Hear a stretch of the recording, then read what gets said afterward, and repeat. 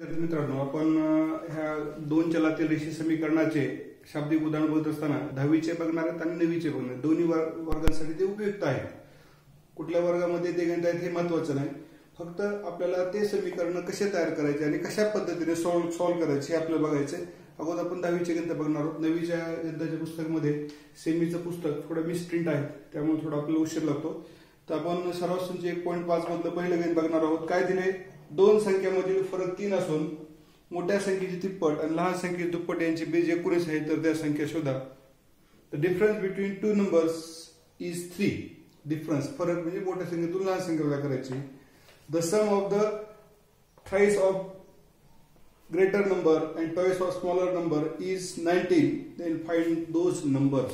आता संख्येचं गणित आल्यानंतर लक्षात ठेवायचं, कधीही मोठी संख्या अगोदर गृहीत धरायची.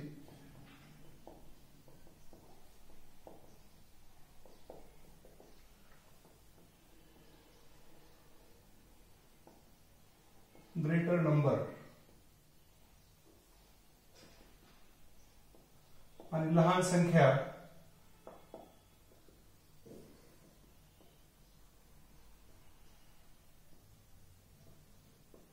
वाय गृहीत धरली. उदाहरणातील पहिल्या अटीनुसार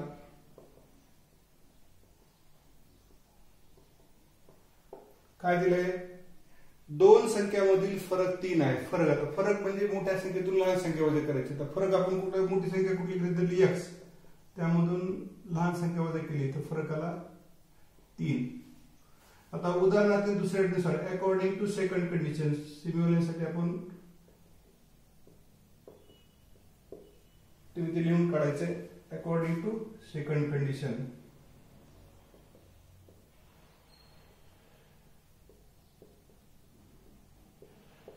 सम आहे. कशाची सम आहे? थ्राइस द ग्रेटर नंबर, मोठ्या संख्येची तिप्पट, आणि twice the smaller number, smallest number. Greater number आणि स्मॉलर नंबर यांच्या बघा, मोठ्या संख्येची तिप्पट आणि लहान संख्येची दुप्पट यांची बेरीज किती आहे?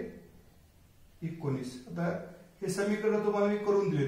समीकरणातून कुठल्याही 4 पद्धतीपैकी सोडू शकता. आपल्याला माहिती आहे की सगळ्यात सोपी पद्धत कुठली आहे? निरसन पद्धत. एका चलाचं लोप पद्धत, आपण निरसन पद्धत ज्याला म्हणतो, इलिमिनेशन मेथड. इथं वायचं पद रद्द करणं तुम्हाला सोपं आहे. मी सगळ्यात फक्त पायरी करून देतोय तुम्हाला. इथं वायचं चिन्ह बघा, एक्सचा इथं संज्ञक 1 इथं 3 आहे, परंतु चिन्ह सारखे वजाबाकी करावं लागते. आणि वजाबाकीपेक्षा बेरीज सोपी. तर वायचा संज्ञक चिन्ह सोडून 1 आहे, इथं 2 आहे आपण, आणि इथं चिन्ह भिन्न असल्यामुळे आपल्याला बेरीज करावं लागेल. मग सहगुणक सारखे करून घ्यायचे. तर इथल्या 1 न इथं गुणा, चिन्हाचा विचार न करता इथल्या 2 न इथं गुणाकार करून घ्या.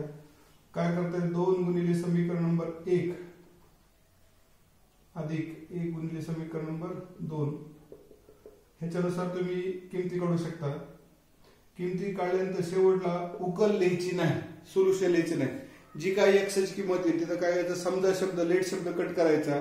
मोठी संख्या बरोबर x बरोबर अशा पद्धतीनं, आणि लहान संख्या बरोबर y बरोबर जे काय उत्तर येणार आहे. या ठिकाणी तुमच्या लक्षात आलं असतं 2y वजा 2y अधिक 2y कडून गेले असते. 5x बरोबर 25 असतं. x ची किंमत आली असती 5. x ची किंमत किती आली असती? 5. आणि त्या ठिकाणी y ची किंमत तुम्हाला 2 येऊन जाईल. हे झालं पहिलं गणित. दुसरी त्या ठिकाणी ऍक्टिव्हिटी दिलेली बघा. एक रेक्टँगल दिला, तिने सांगितले की मी आयत आहे, आय एम अ रेक्टँगल, आणि मग त्या आयताच्या बाजू दिल्या. तुम्हाला मी गणितामध्ये फक्त दाखवतो, हे परीक्षेमध्ये लिहायची गरज नाही, फक्त समजण्यासाठी दाखवतो तुम्हाला. मी आयत आहे,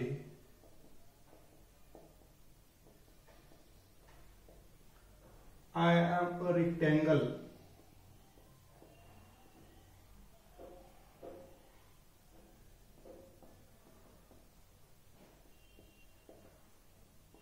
त्याच्यावर काय काढायचं? त्यांनी सांगितले की एक्स आणि वायच्या किमती काढा, एक्स वायच्या किमती काढा.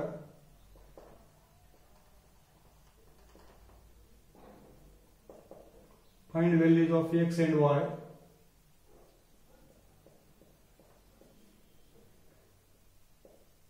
आणि त्यावरून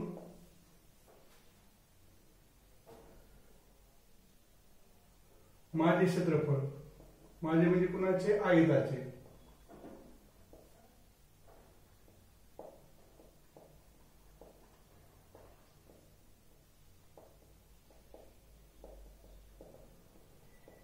माय एरिया अँड पेरिमीटर. मग आपल्याला या गोष्टी काय लक्षात आलं पाहिजे. आयत आहे, आयताच्या सम्मुख बाजू एकरूप असतात, समान लांबीचे असतात, हे आपल्याला लक्षात आलं पाहिजे. मग काय आलं असं उदाहरणातील पहिल्या नुसार अकॉर्डिंग टू फर्स्ट कंडिशन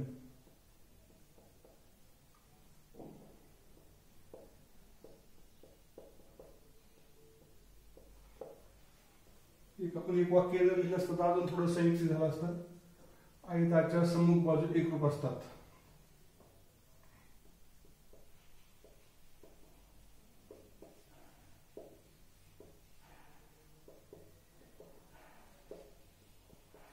आयताच्या सम्मुख बाजू एकरूप असतात. Opposite sides of rectangle are congruent. Congruent म्हणजे त्यांची लांबी कशी असेल, समान लांबी असेल. आपल्याला असं लिहिता येईल 2x अधिक y अधिक 8 बरोबर 4x वजा y. 2x अधिक y अधिक 8 बरोबर 4x वजा y. शिल्लक काय बघूत आपण. काय करू ते 2x अधिक y अधिक 8 अधिक 4x ची बाजू बदलली वजा 4x वजा y ची बाजू बदलली अधिक y. उजवीकडे काहीच नाही म्हणजे काय असेल, 0 असेल. मग अधिक 2x वजा 4x किती आले, वजा 2x.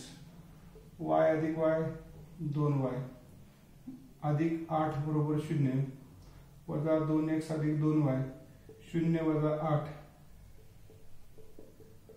0 वजा 8 वजा 8. बघा ही स्टेप नाही लिहिली तरी चालते, फक्त समजण्यासाठी आपण शेवटच्या मुलांना सुद्धा असतं ते समजलं पाहिजे, हा आपला उद्देश आहे. वजा 2x अधिक 2y बरोबर वजा 8. काही काही इथं असं केलं असतं 2x अधिक y लगेच 8 ची लगेच बाजू त्या ठिकाणी बदलून घेतली असती, तसंही चालतंय. आपल्या लक्षात ठेवा, एखादी पद्धत सांगतो की गणित शिकत असताना आपल्याला वेगवेगळ्या पद्धती, एखादी पायरी आपल्याला ड्रॉप करता येते, त्या पायरीची आपल्याला गरज नसते, परंतु एखाद्या त्या पायरीचा आधार घ्यावा लागतो. म्हणून मी या ठिकाणी त्या पायऱ्या काय केलेल्या आहेत, लिहिलेल्या आहेत. पुन्हा आपल्या लक्षात आलं पाहिजे की शक्यतो पहिल्या पदाचं चिन्ह वजा असू नये. तुम्ही त्याला काय वजा असल्यास काय होतंय, कधी कधी ते विसरून जातं आणि गडबडीमध्ये मग आपलं चुकायची शक्यता जास्त असते. वजा 8 काय झालं, अधिक 8. समीकरण नंबर 1. 2x वजा 2y बरोबर 8. समीकरण नंबर 1. आता उदाहरणातील दुसऱ्या अटीनुसार अकॉर्डिंग टू सेकंड कंडिशन. ही उदाहरणातील पहिली अट इथे झाली.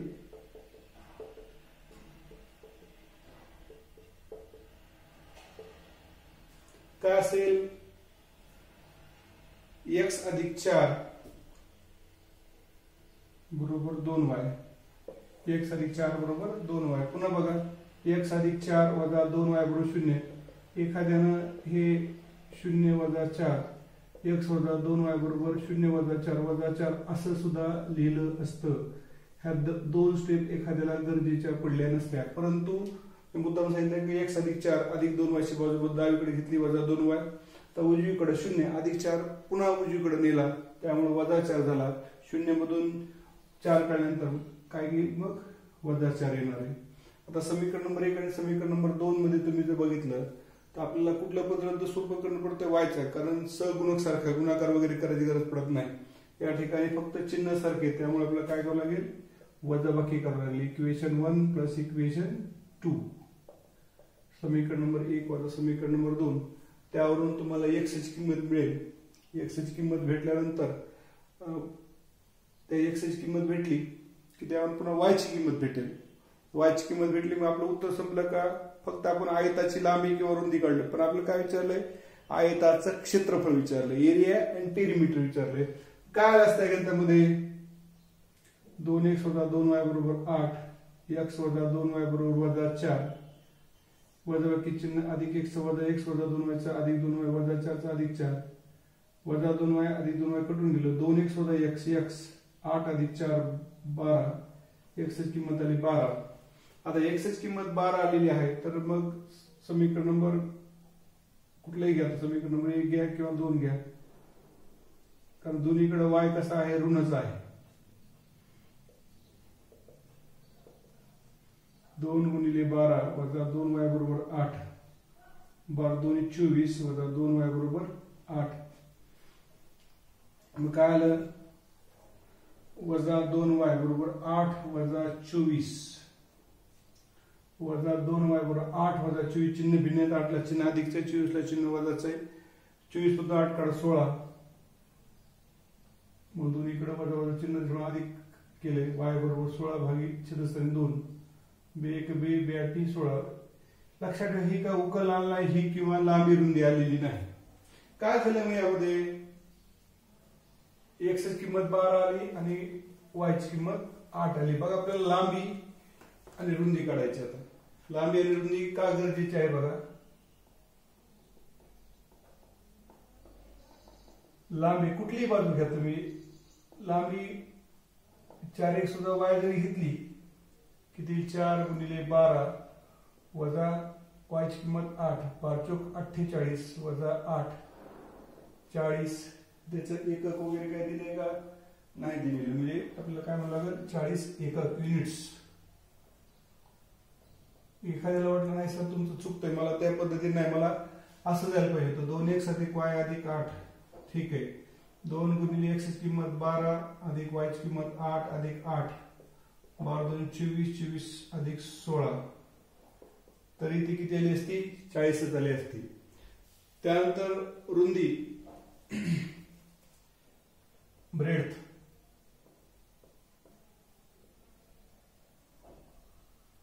ब्रेड्थ घ्या 2y. 2 गुणिले 8 16 एकक. x अधिक 4 किती असते तर काय आलं असतं रे? x ची किंमत 12. 12 अधिक 4 16. म्हणजे एकूण एकच, कारण आपण त्या समूह बाजू एकरूप असतात त्या अनुषंगानं आपली ही लांबी आणि रुंदी आली. आपल्याला काय करायचंय? माझे क्षेत्रफळ म्हणजे आयताचं क्षेत्रफळ. मी कोण आहे तर आयत आहे. एरिया ऑफ रेक्टँगल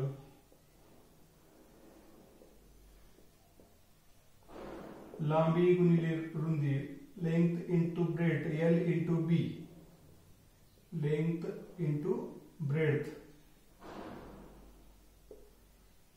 काय लांबी आहे? 40 गुणिले 16 640 चौरस एकक स्क्वेअर युनिट्स. व आयताची परिमिती. आयताची परिमिती पेरिमीटर ऑफ रेक्टँगल.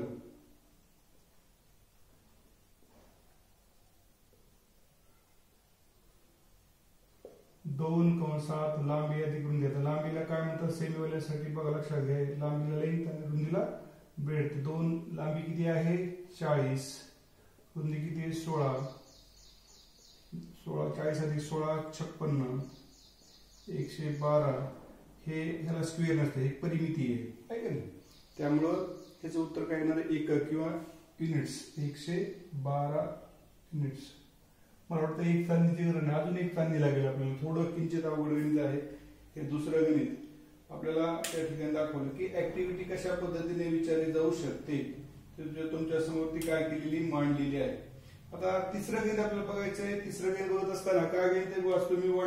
वडिलांच्या वयामध्ये मुलाच्या वयाची दुप्पट मिळवल्यास बेरीज 70 येते आणि मुलाच्या वयामध्ये वडिलांच्या वयाची दुप्पट मिळवल्यास बेरीज 55 येते. तर दोघांची वये काढा.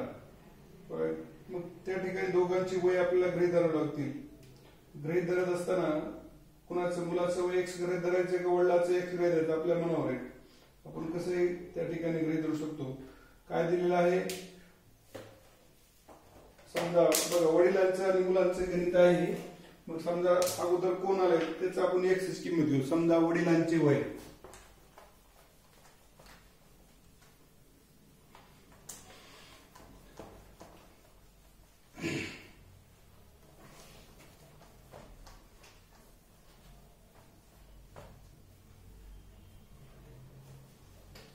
तिसरं गणित. समजा वडिलांचे वय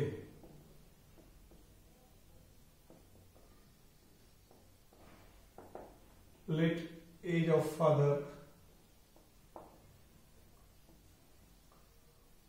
व मुलाचे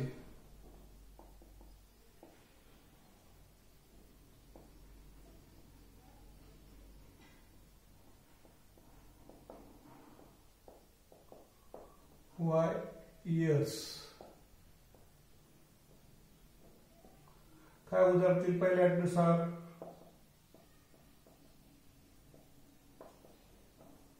काय सांगतो उदाहरणातील पहिल्यानुसार वडिलांच्या वयामध्ये, आता वडिलांचं वय किती x, वडिलांच्या वयामध्ये मुलाच्या वयाची दुप्पट, मुलाचं वय किती y, त्याची दुप्पट मिळाल्यास बेरीज किती येते 70 येते. समीकरण number 1 according to second condition. मुलाच्या वयामध्ये, मुलाचं वय किती y, मुलाच्या वयामध्ये वडिलांच्या वयाची दुप्पट, मुलाच्या वयामध्ये वडिलांच्या वयाची दुप्पट मिळाल्यास बेरीज किती येते 95. फक्त आपल्याला मांडणी कशी करावं लागेल, कारण आपल्याला माहिती की x अगोदर येतो, एक सिक्वेन्स आपला ठरलेला आहे.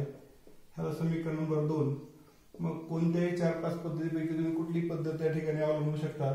या ठिकाणी सहगुणाच्या आदला बदलले बेरीज करून 1 अधिक 2 1 वजा 2 पुन्हा 3 अधिक 4 3 वजा 4 करून उत्तर काढता येते. तसं नाही जमलं तर सहगुण काही मोठमोठे नाहीत, कुठलं तरी एक एक्सचं किंवा वायचं पद रद्द करा, त्याच्यावरून किमती काढा, त्या पद्धतीने सुद्धा तुम्हाला उत्तर येते. फक्त शेवटी उत्तर लिहिताना शाब्दिक उत्तर लिहा, तिथं सोल्युशन वगैरे लिहू नका. हे झालं तिसरं गणित. बघा चौथं गणित काय, अपूर्णांकाला, अपूर्णांकाचं गणित त्यानंतर काय करत राहायचं, त्यामध्ये अंश आणि छेद न्यूमरेटर आणि डिनॉमिनेटर येतोच. तर मग काय करायचं, अशा पद्धतीचं गणित आलं तर तो अपूर्णांक गृहीत धरायचा.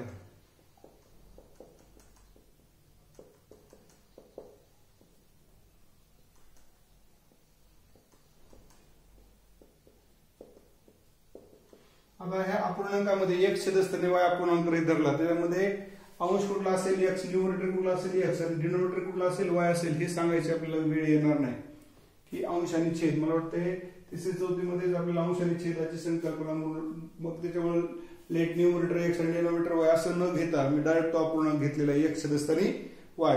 काय दिले उदाहरणातील पहिल्या अटीनुसार अपूर्णांकाचं गणित झाल्यानंतर आपल्याला x छेदस्थानी y, तुम्हाला x आणि y चं ॲलर्जी असेल तर त्यापेक्षा कुठलेही तुम्ही अक्षर त्या ठिकाणी वापरू शकता. काय दिले, एका अपूर्णांकात छेद हा अंशाच्या दुपटीपेक्षा 4 ने मोठा आहे.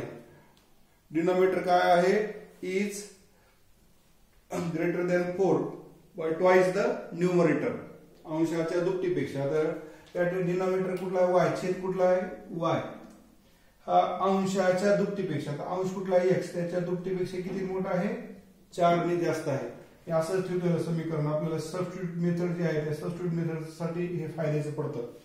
y बरोबर 2x अधिक 4. त्यानंतर काय दिलंय उदाहरणातील दुसऱ्या अटीनुसार,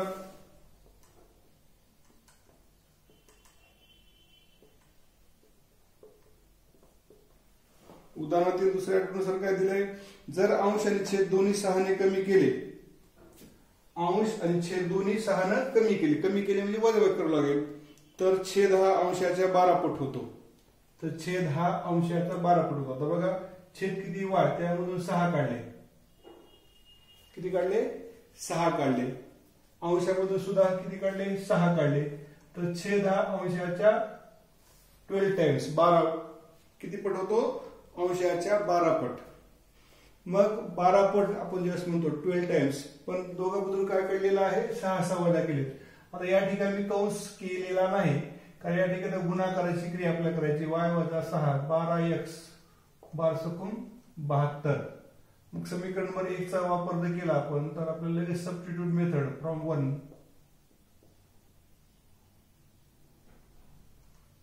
म्हणजे इक्वेशन 1 ते समजून घ्यायला पाहिजे आपण. y ची किंमत 2x अधिक 4 वजा 6 बरोबर 12x वजा 72. मग 2x अधिक 4 वजा 6 किती बघा, अधिक 4 वजा 6, चिन्ह भिन्न मोठ्या संख्येतून लहान संख्या वजा करा, 6 मधून 4 गेले 2, 12x वजा 72, 2x वजा 2 वजा 12x बरोबर वजा 72, 2x वजा 12x बरोबर वजा 72, वजा 2 ची बाजू बदला अधिक 2. एखाद्याला डायरेक्ट ही स्टेप समजली तर ही वरची लिहू नका. बघा काय केलं, 2x वजा 2 12x आपण उजवीकडून डावीकडे आणले, 12x उजवीकडे धन होतं, डावीकडे ते काय झालं ऋण झालं, त्यामुळे वजा 12x, उजवीकडे काय शिल्लक राहिलं वजा 72. मग आपल्याला काय करायचं, एक्स डावीकडे घ्यायचे आणि स्थिर संख्या आपल्याला काय करायचं कॉन्स्टंट उजवीकडे घ्यायचं, वजा 2 ची बाजू बदलली अधिक 2. ही स्टेप जर तुम्हाला राईट समजत असेल तर ही लिहू नका. मग 2x वजा 12x किती येईल बघा,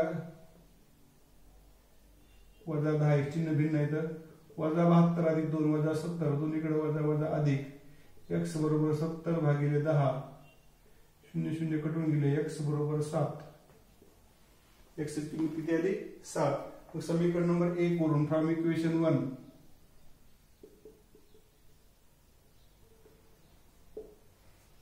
काय समीकरण नंबर 1 बघा त्या ठिकाणी y बरोबर 2x अधिक 4, x ची किंमत 7 अधिक 4, बेस 14 अधिक 4 18. मग तो अपूर्णांक that fraction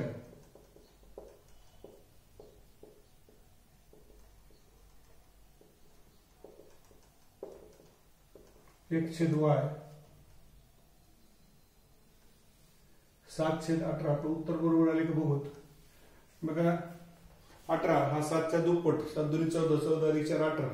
आता 7 मधून 6 काढा आला 1, 18 मधून 6 काढा आला 12, म्हणजे 12 हा 1 च्या 12 पट आहे. 12 हा 1 च्या किती पट आहे 12 पट आहे, म्हणजे आपलं उत्तर त्या ठिकाणी बरोबर आहे. तर हे 1.5 मधले काही तुम्हाला गणित घेतले, याच अनुषंगाने आपण काय 9वी मध्ये सुद्धा गणित घेणार आहोत. म्हणजे तुम्हाला ऍट ए टाइम 9वी आणि 10वीचा सराव व्हावा, जितके शाब्दिक उदाहरण आपण त्या ठिकाणी घेता येतील तेवढे घेत आहोत. तर 10वीचे 4 गणित या ठिकाणी 3 गणित घेतले आपण. 9वीचे काही गणित आपल्याला घेता येते बघू. 9वीच्या गणितामध्ये काल आणि परवा आपण गणित शिकवायला गेलं नेमकं, आणि काहीतरी त्यामध्ये सेबीच्या पुस्तकामध्ये थोडी मिस्प्रिंट असल्यामुळे उत्तर थोडे वेगळे येत होते.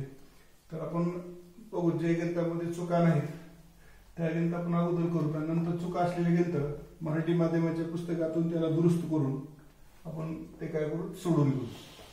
आता प्रॅक्टिस सेट 5.2 या 5.2 मधलं पहिलं गणित मला वाटतं झालं. दुसऱ्या गणितामध्ये आपण सोडवायला गेलो नेमकं, आणि त्यामध्ये थोडा गोंधळ होता, त्यामुळे ते आपण गणित सोडवलं नाही. इयत्ता 9वी सराव संच 5.2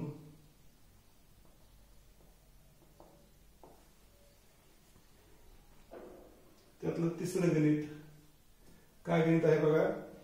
the sum of ages of Priyanka Chopra नाही, the sum of ages of Priyanka and Deepika is 34 years. Priyanka is elder to Deepika by 6 years. Then find their today's ages. या ठिकाणी समजा प्रियंकाचं वय, प्रियंकाचं वय x वर्ष, एज ऑफ प्रियंका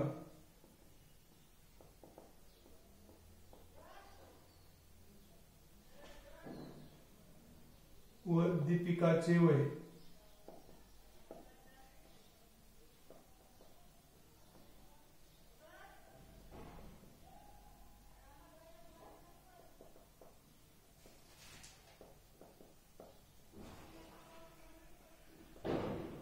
आता काय आहे. उदाहरणातील पहिल्या अटीनुसार अकॉर्डिंग टू फर्स्ट कंडिशन, काय उदाहरणातील पहिल्या अटीनुसार असं दिलेलं आहे की the sum of ages of Priyanka and Deepika, दोन्ही वयांची बेरीज किती आहे 34. समीकरण नंबर 1. आता उदाहरणातील दुसरी अट,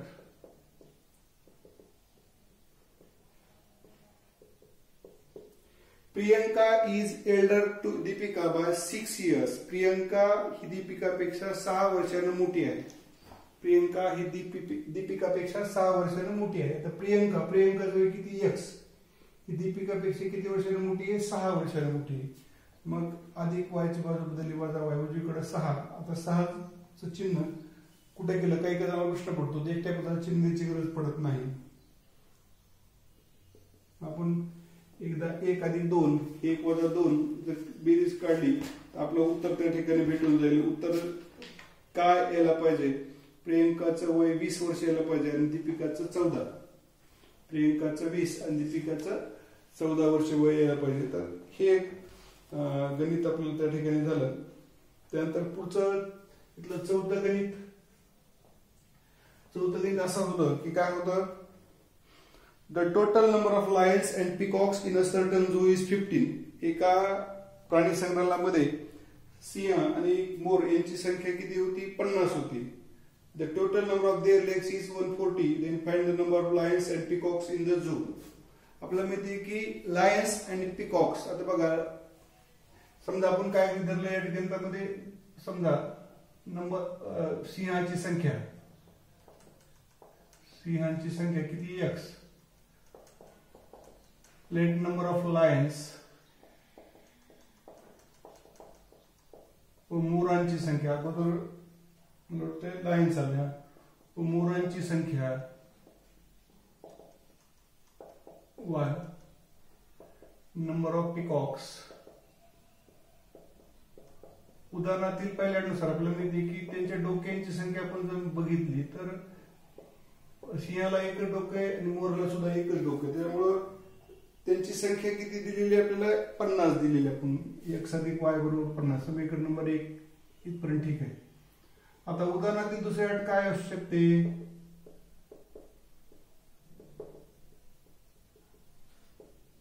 त्यांच्या पायांची संख्या दिली. बघा काय दिलेली आहे, the total number of there leg is 140. त्यांच्या पायांची संख्या किती? 140.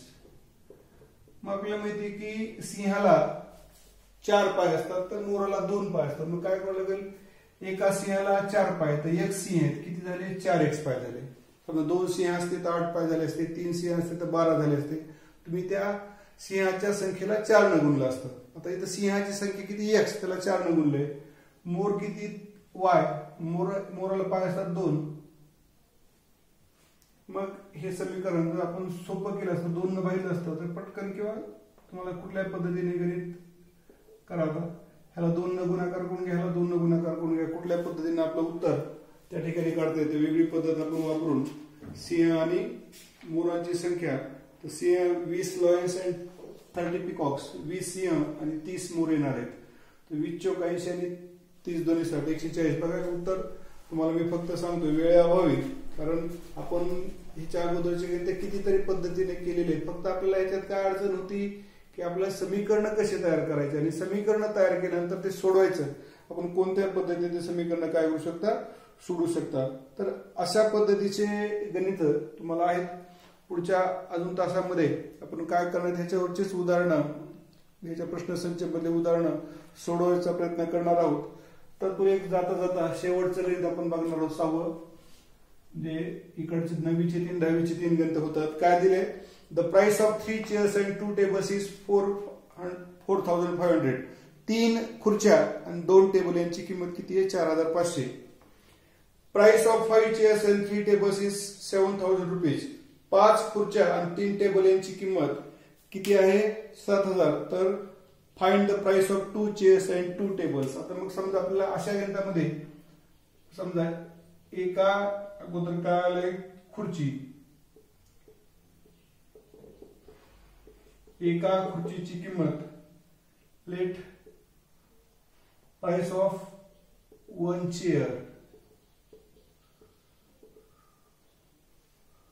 Price of 1 chair x rupees, व एका टेबलची किंमत, and price of 1 table y rupees, हे रुपयाचं चिन्ह. मग उदाहरणातील पहिल्यानुसार काय आहे,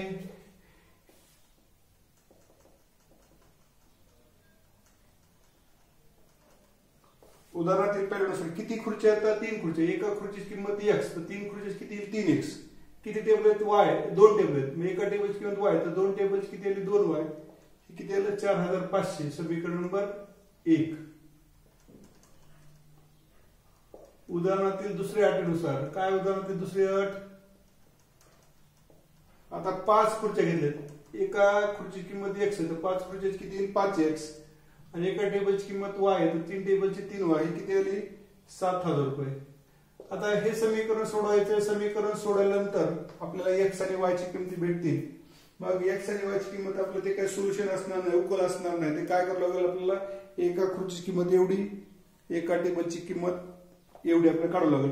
परंतु शेवटी आता मी डॅश करतो या ठिकाणी, सगळ्यात शेवटी विचारलेलं आहे बघा, 2 खुर्ची व 2 टेबलची किंमत, प्राइस ऑफ 2 चेअर्स, खुर्ची म्हणण्यापेक्षा खुर्च्या बनवलं आणि क्वेश्चन 2 चेअर्स अँड 2 टेबल्स. एक खुर्चीची किंमत x, 2 खुर्चीची 2x, एक टेबलची y 2y. तुम्हाला ह्याच्यातून जर सामायिक काढलं तर 2x अधिक y, जी काही x आणि y ची किंमत आहे त्यामध्ये ठेवा आणि तुमचं उत्तर पाठीमाग आलं पाहिजे. ते पाठीमाग उत्तर किती येऊ शकतं मी फक्त तुम्हाला सांगायला. बघा यामध्ये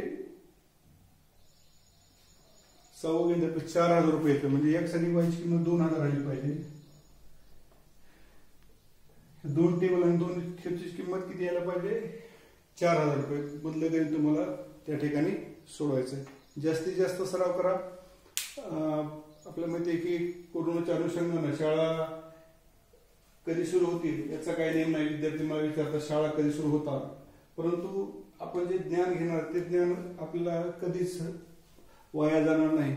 सिलेबस कमी जरी केला किंवा थोडक्यात अजून ह्याच्यापेक्षा जर कमी केला तर भविष्य काळामध्ये स्पर्धा परीक्षाच्या तयारी करताना अशा पद्धतीचे गणित, ते गणित ठराविक वेळेमध्ये आपल्याला कसे उत्तर काढायसाठी त्यासाठी गणित उपयोगी पडणार आहे. त्यामुळं क्षणिक विचार न करता लॉंग लाईफ विचार करा आणि तुम्हाला त्याचा विचार केल्यानंतरच भविष्यामध्ये त्याचा काय होणार आहे, फायदा होणार आहे. थांबवतो.